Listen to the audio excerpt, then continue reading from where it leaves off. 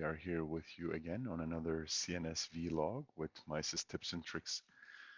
One of the things we hear from some of our customers is the speed with which the data is displayed on their screen.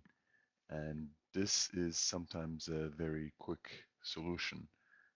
Here, if we go to master files and click on items, we see that it's taking a little while with the wheel turning, and that is because it's trying to display 7,122 records, as can be seen in the bottom of the screen. And because it's trying to display it all at once, it's taking the time to process it.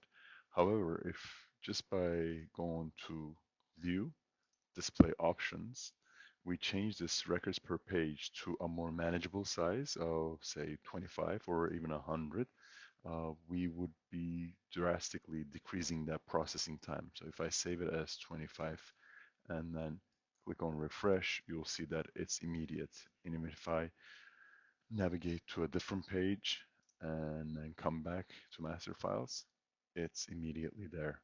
So I hope this little trick helps you save some time and use MISys more effectively. Have a good